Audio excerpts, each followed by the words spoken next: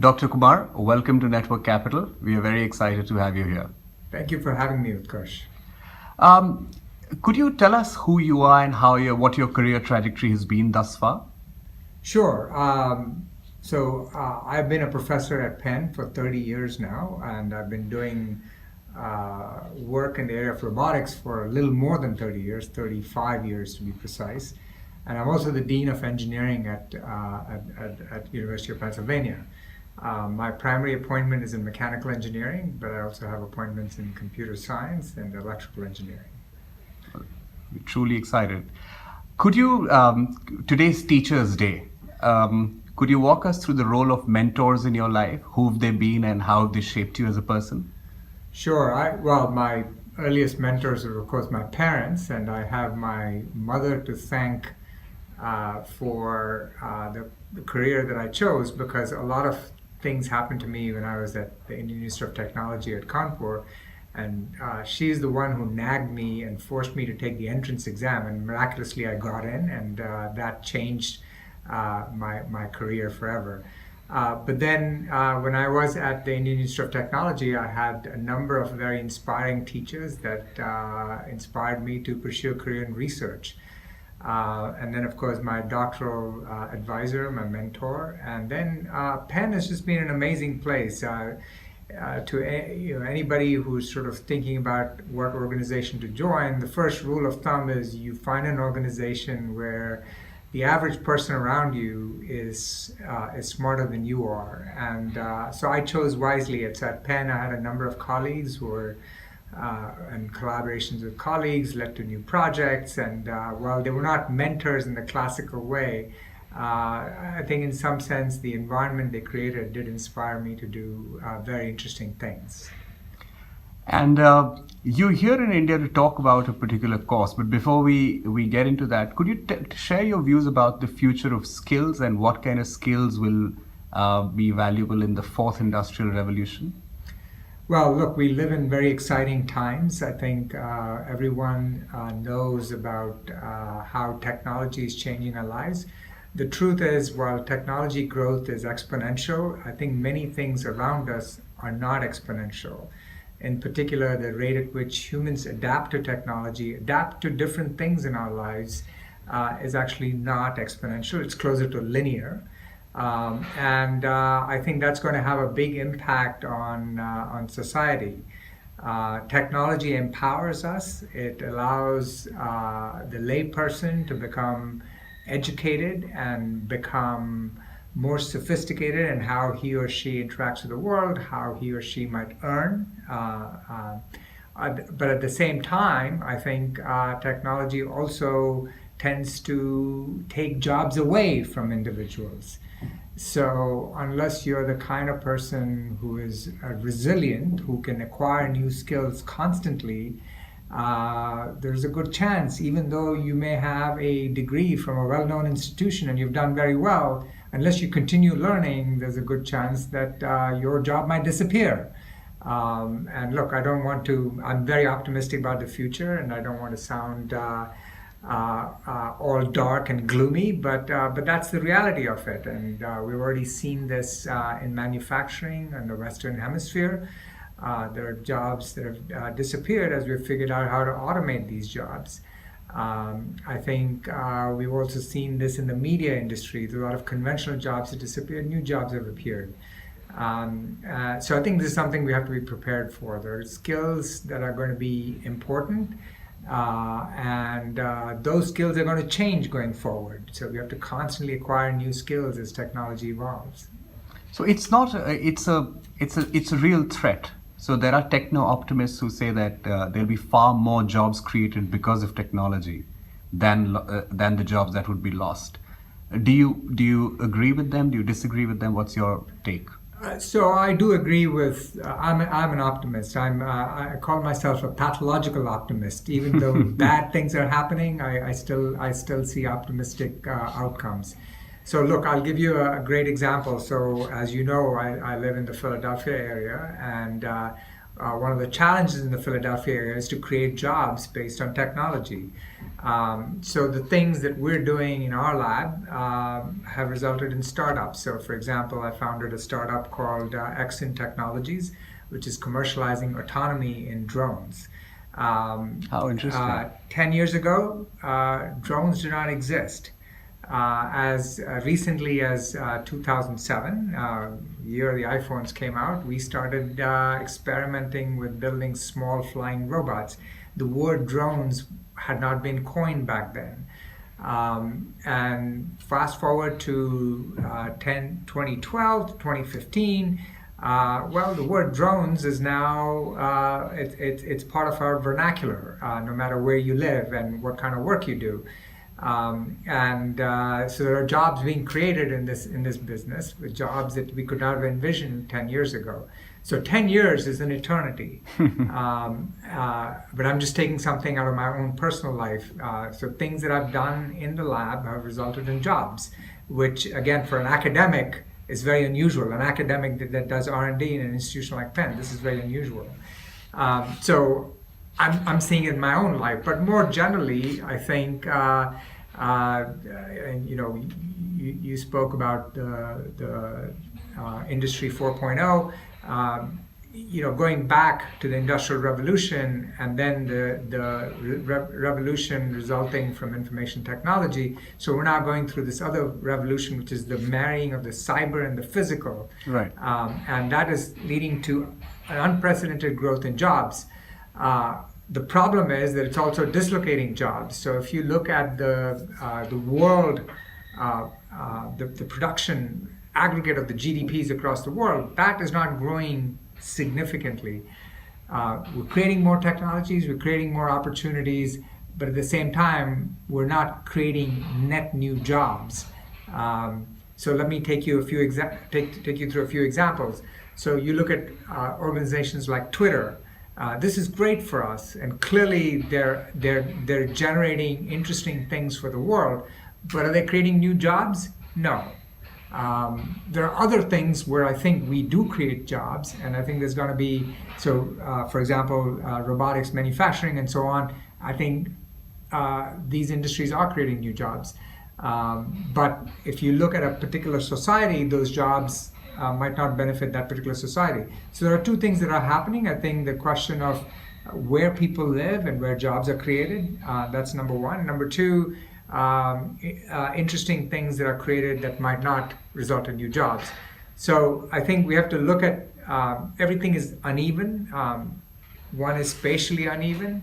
The second is uneven in terms of purely service-based and purely information-based versus jobs that are physical, based on on physical assets and physical infrastructure.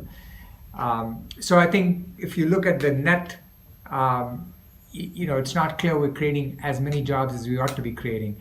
And again, there are inefficiencies in terms of marrying technology with ideas, and there's inefficiencies in terms of marrying capital with technology, and then finally there's inefficiencies in marrying talent with technologies. So again, I'm the Dean of Engineering, so I have a technocentric view of everything, but I'm sure you could come up with similar analogies based on who you are and what kinds of things you're doing. I just want to stay on this topic a bit longer. There are some people like Peter Thiel who've expressed their skepticism over how innovation, jobs, and income have been delinked for a while. Do you agree with that? Do you think that that the extent of innovation is not as much as it should be, and clearly it's not creating enough jobs, which is creating geopolitical discontent? Do you think there's merit in this theory? Well, I think Peter Thiel, he's a smart guy. He makes several good points. I think one of his very early writings was about the difference between, I'm going to paraphrase what he said, the difference between going from 0 to 1 and going from n-1 to n, right? So to go from 0 to 1 is very, very difficult, and then incremental changes are easy to make. So majority of the innovation we have is in the incremental variety. In fact, it used to be 10 years ago, the innovation was, well, I do it in country X this way, I'm going to take the same model and move it to country Y and do it that way, and that was an innovation. Even before that, it was, well, in country X, I do it this way, but I can go to country Y and use the low-cost labor in country Y and help country X. That was also viewed as innovation, but these are all n-1 to n innovations. So the question is, where are 0 to 1 innovations? So, for example, I think the drone industry was a 0 to 1 thing. For years, we're imagining robots that could do things on two-dimensional surfaces on the ground, and now you have robots that go into the air. Likewise, we have robots that go underwater. I mean, 70% of the Earth's surface is covered by water. So I think those are all 0 to 1 innovation. So I think there's a big push we should make towards a 0 to 1 innovation.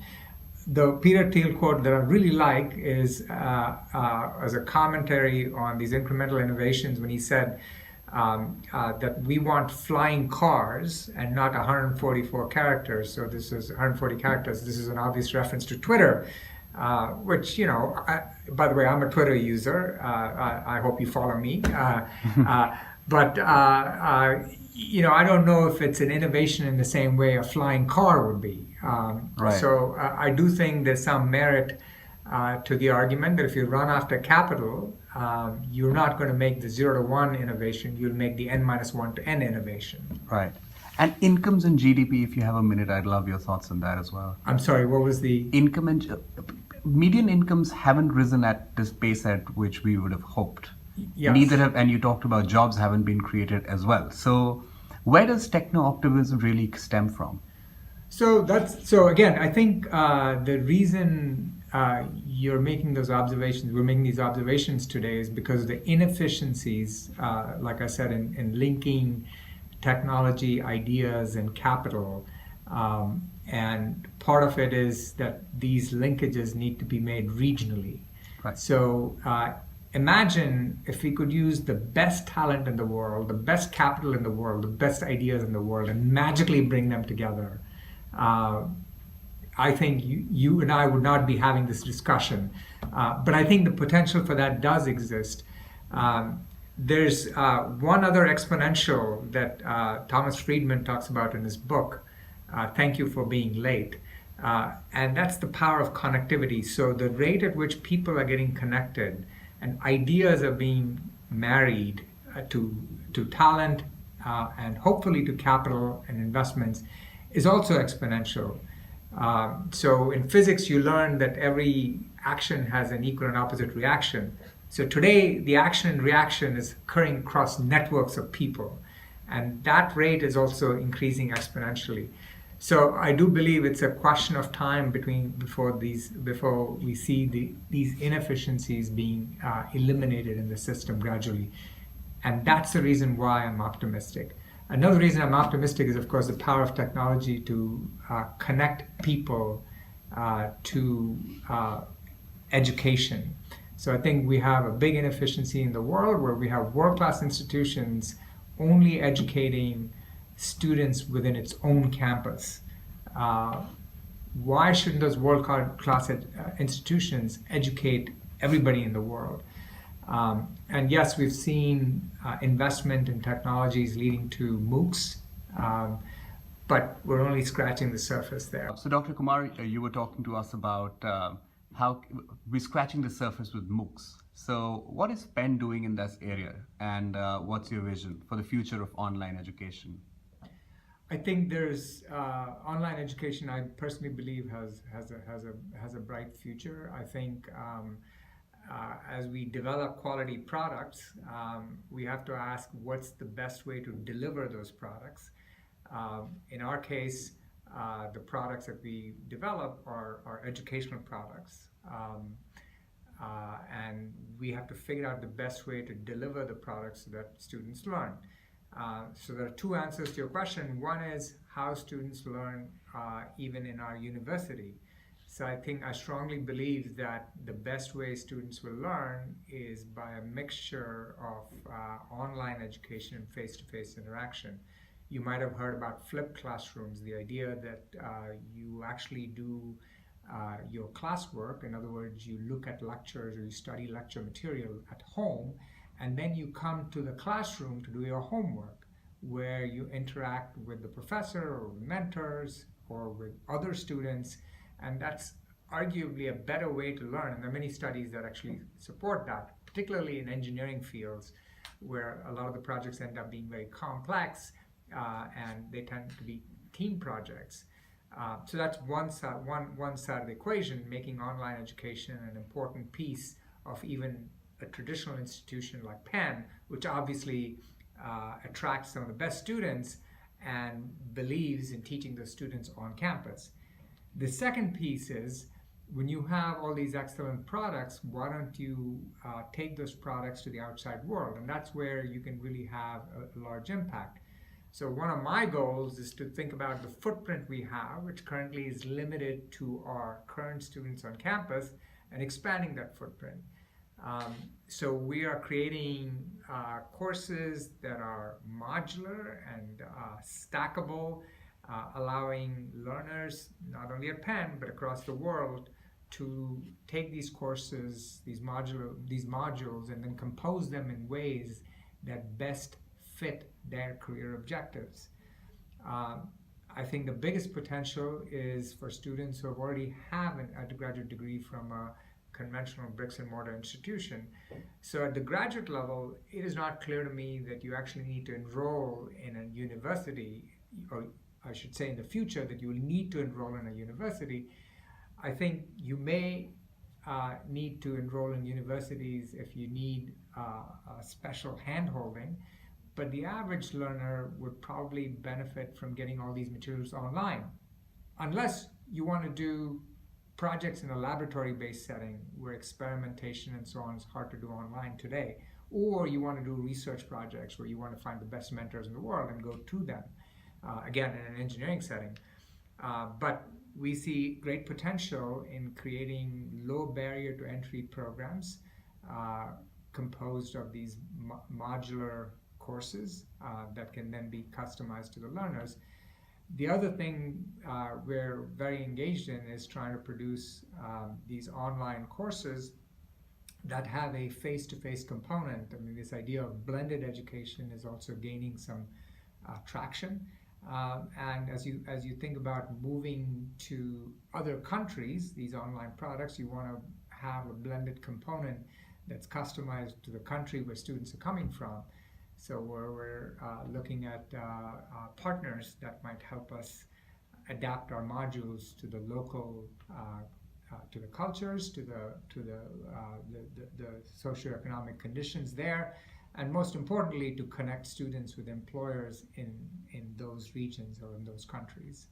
So you're looking at the entire ecosystem, which is very interesting. And what's even more interesting is that Penn is a liberal arts institution as well. So you have both poets and quants.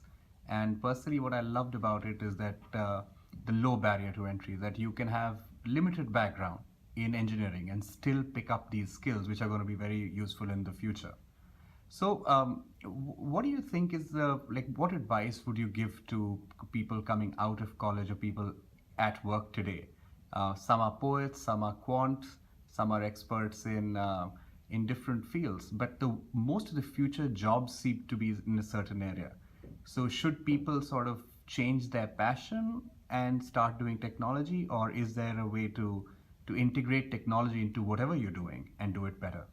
You know, it's strange that you asked this question, and it's the same question that Benjamin Franklin asked himself when he founded the University of Pennsylvania. As you know, it's the first university in the U.S., and that was 1749. And he believed, and I'll just paraphrase what he said, that students should learn both the ornamental and the practical. So let me paraphrase what he said. Ornamental, to me, is the liberal arts, and the practical, in fact, is the technology side of things. And by technology, I don't just mean information technology. It's also biotechnology, nanotechnology, all of engineering, and of course the science that goes with that. And the vision that he had back then may have made sense. I think over time, that vision may actually have died a little bit. And so when people started doing only the liberal arts, or people started doing only engineering, there were the professional schools and the schools, the liberal arts mission. But Penn, I think, has maintained this balance, and I think no matter what training you want to aspire, what specialization you want to pursue, you should aspire to have some balance between the practical and the ornamental. And at Penn Engineering, we pride ourselves on providing an engineering education grounded in the liberal arts and the fundamentals, as well as the training that allows you to be successful in a professional setting. So I think that, to me, it's a balance, and it's not either one or the other, but it's actually both. We've all watched your TED Talk with delight, and you're somebody you're an entrepreneur, you're an academic, you also have experience with the government, you've given TED Talks. I mean, if you were to give advice to people who are looking to innovate, what would it be? Like for today, if you were to give yourself, your 18-year-old self, some advice, what would it be? Hey, when I was an 18-year-old, I backed into the area of technology, but I did it because it was cool, and it appealed to me. I think if you go back perhaps 10 years, and if I was an 18-year-old 10 years ago, I would have done it because that's where the jobs were going to, the job growth was. So the first reason is it's cool. Second reason is because you're employable. It's like an insurance policy. But today, I think I would still have the same choice, or made the same choice. And the reason I would make the same choice is it's the one way to have impact in the world. As you well know, our society, our planet is facing a number of challenges. Using food, energy, water, health, infrastructure. No matter what area you look at, the way to have impact today is through technology. The way to solve these big problems is, again, involve solutions that are grounded in technology. And that's the reason I would pick engineering as a career. Great. Any parting thoughts? Well, I think, look, I mean, I've already said what I believed, what I believe people should pursue, which is a balance between the technology and the liberal arts side of things. I think the other piece is continuing education. It is not something that sounds sexy, but the fact is I'm 55, and even today, I feel like I have to continue learning to survive. There are new things happening, even in my own field, and it's not like I've accomplished a whole bunch in my life and now I can afford to relax. Actually, I'm running faster than ever before. So this is something people have to get used to. Gone are the days where you simply say that it's a 9-to-5 job, and I'm going to go home, kick back my heels, and just relax. Actually, now the jobs require on-the-job training and continuous learning. So my last parting piece of advice is pick something that you really enjoy doing, something that you have a passion for, because otherwise you're going to get really, really tired trying to run as hard as possible. Thank you very much, Dr. Kumar. We have 15,000 members from 89 countries. We really appreciate your time. Thank you very much. Thank you for having me and allowing me to talk to your 15,000 members. Thank you.